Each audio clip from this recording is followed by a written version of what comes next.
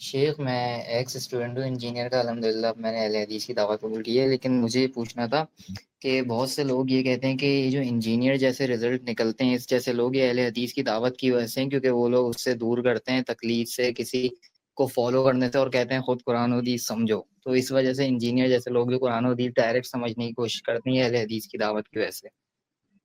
دیکھیے ایسی بات اگر آپ کہیں گے کہ فلاں دعوت کی وجہ سے ایسے لوگ نکلتے ہیں تو انتہائی غلط بات ہوگی. پھر تو یہ کہا جائے گا کہ شکیل بن حنیف جیسے لوگ تبلیغی جماعت کی دعوت سے نکلتے ہیں.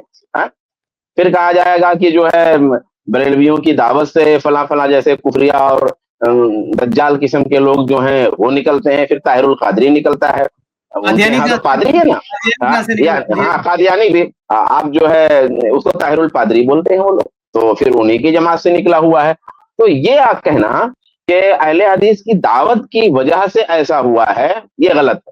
یہ تو الزامی بات ہو گئی. علمی بات یہ ہے اس سلسلے میں کہ اہل حدیث کی دعوت ہے کیا. بھائی اگر اہل حدیث کی دعوت وہی ہو جو علی مرزا کر رہا ہے تب تو آپ کی بات صحیح ہے کہ علی مرزا انجینئر اہل حدیث کی دعوت سے نکلتا ہے. مگر اہل حدیث کی دعوت ہے کیا؟ یہ بات کئی بار آ چکی ہے اسٹریم میں ہمارے. اہل حدیث کی دعوت یہ ہے کہ الکتاب والسنہ بفہم سلف الامہ، یہ اہل حدیث کی دعوت ہے. الکتاب والسنہ بفہم سلف الامہ، کتاب اور سنت سلف کے فہم کی روشنی میں، یہ اہل حدیث کا دعویٰ ہے، یہ اہل حدیث کی دعوت ہے. اب ظاہر سی بات ہے کہ اہل حدیث کی دعوت تو یہ اور مرزا انجینئر کچھ اور ہے. مولانا مودودی کیا تھے؟ مولانا مودودی تو حنفی تھے. تو ہم کیا کہیں کہ احناف کی دعوت کے نتیجے میں مولانا مودودی جیسے لوگ پیدا ہوتے ہیں، کیونکہ انجینئر مولانا مودودی کی دعوت کے نتیجے میں آیا ہے. ڈاکٹر اسرار جو ہے اور انجینئر علی مرزا جو ہے اور سلمان ندوی جو ہے، ان کے بیس کون ہے، ان کی بنیاد کون ہے؟ مولانا مودودی ہیں. اور مولانا مودودی کیا تھے؟ حنفی تھے. آپ جا کے دیکھ لیجئے. تو اب اگر آپ ہم کو کہتے ہیں، اگر کوئی دیوبندی کہتا، کوئی بریلوی کہتا، تو پہلے اصل میں جا کے دیکھ لیں. اور اگر الزامی جواب کی بات آ جائے گی تو پھر ہم بہت سارا بکیا ادھڑ کے رکھ دیں گے. پھر امیر معاویہ رضی اللہ تعالیٰ عنہ کے بارے میں آپ کی کتابوں میں کیا ہے، ابو ہریرہ رضی اللہ تعالیٰ عنہ کے بارے میں آپ نے اپنی کتابوں میں کیا لکھا ہوا ہے، اور اس کا امتداد ہے سلمان ندوی اور اس کا امتداد ہے مولانا ابوالعلا مودودی. یہ ساری باتیں پھر آ جائیں گی وہاں پہ. تو اہل حدیث کی دعوت کیا؟ اگر کہنا ہی ہے تو آپ کہیے حنفیت کی دعوت. اب چاہے وہ بریلوی ہوں چاہے دیوبندی ہوں، پھر وہ دونوں پہ وہ بات آ جائے گی. تو بھائی یہ بات صحیح نہیں ہے. اہل حدیث کی جو دعوت ہے نا وہ اصل میں غیر مقلدیت کی دعوت نہیں. بہت غلط فہمی ہے ہمارے بارے میں. ہم یہ تو صحیح، یہ تو لقب آپ نے دیا ہوا ہے نا ہم کو. یہ لقب تو آپ کی طرف سے عنایت ہوا ہے نا ہم کو غیر مقلد. ہم اپنے آپ کو غیر مقلد نہیں کہتے، ہم اپنے آپ کو اہل حدیث کہتے ہیں. اہل حدیث کا مطلب یہ ہوتا ہے کہ ایک منہج کا پابند یا آوارہ فکر یا آزاد فکر، ان کو اہل حدیث نہیں کہتے. ہم تقلید نہیں کرتے ہیں. تقلید نہ کرنے کا یہ مطلب نہیں ہے کہ ہم اصول استدلال میں قرآن و حدیث کو سمجھنے میں آزاد ہیں. بغیر اصول کے، بغیر سلف کے فہم کے، بغیر علماء کی تشریحات کے، بغیر ائمہ کے اجتہادات کو سامنے رکھتے ہوئے اپنی طرف سے قرآن و سنت سمجھنے کی ہم دعوت ہرگز نہیں دیتے ہیں. اہل حدیث کی دعوت ہے نہیں، اور جب اہل حدیث کی دعوت ہے نہیں تو مرزا انجینئر اس دعوت کے نتیجے میں پیدا کدھر سے ہوگا؟ یہ اہل حدیث کی دعوت ہی نہیں ہے. اہل حدیث تقلید کی دعوت تو نہیں دیتا، لیکن اہل حدیث اس بات کی بھی دعوت نہیں دیتا کہ قرآن و سنت کو سمجھنے کے لیے کوئی اپنا معیار بنا لے. تو خلاصہ یہ ہے پہلی بات کہ وہ اگر پیدا ہوا ہے تو ادھر سے پیدا ہوا ہے، اگر یہ بات ہے تو. اور دوسری بات کہ ہماری دعوت وہ ہے ہی نہیں جس ٹائپ کا وہ پیدا ہوا ہے. پھر دو باتیں. اہل حدیث ایک جائزہ، میں اسے جائزہ کیوں کہہ رہا ہوں؟ کیونکہ میں اسے ایک جائزے کے طور پر آپ کے سامنے رکھنا چاہتا ہوں، اور اس جائزے میں میرا ایک ارادہ ہے انشاءاللہ کہ سارے بڑے بڑے جو مکتبہ فکر ہے اور جو لوگوں میں الگ الگ منہج اور طریقہ کار پائے جاتے ہیں تو ان کا ایک جائزہ ضرور لینا چاہیے کہ کیا چیز کیسی ہے. تو آئیے ہم سٹارٹ کرتے ہیں اہل حدیث ایک جائزہ.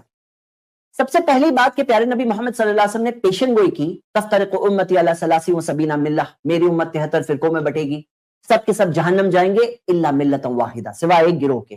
تو یہ پیشن گوئی پہلے سے ہے کہ سب کے سب 73 کے 73 گمراہ نہیں ہو جائیں گے، ایک تو صحیح رہے گا. قالوا ومن ہی یا رسول اللہ، صحابہ نے پوچھا وہ کون ہوں گے اے اللہ کے رسول صلی اللہ علیہ وسلم؟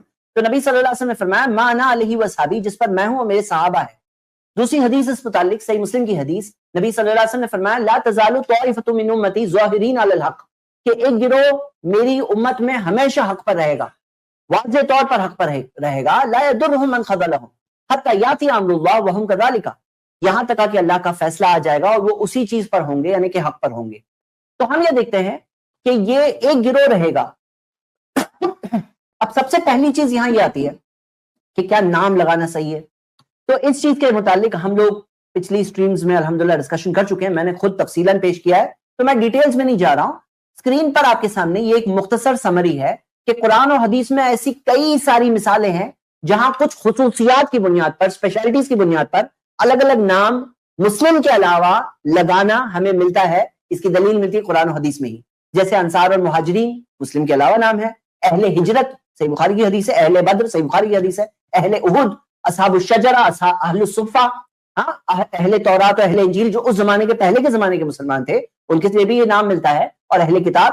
تو ہم یہ دیکھتے ہیں کہ یہ سب نام خصوصیات کی بنیاد پر اپلائی کرنا قرآن و حدیث میں بہت سارے دلائل ہیں. اب سوال یہ اٹھتا ہے کہ الگ نام کی کیا ضرورت ہے. تو آپ دیکھیے کبھی کبھار ایسا ہوتا ہے کہ کچھ نام کی ضرورت پڑتی ہے ڈسٹنگوش کرنے کے لیے، یعنی کہ فرق کرنے کے لیے. مثال کے طور پر پہلے صرف کھانا ہوتا تھا، لیکن جب کیمیکل فرٹیلائزرز اور جینیٹکلی ماڈیفائڈ کھانا آنے لگا تو ایک ٹرم آیا آرگینک. آرگینک کی ضرورت کیا پڑی؟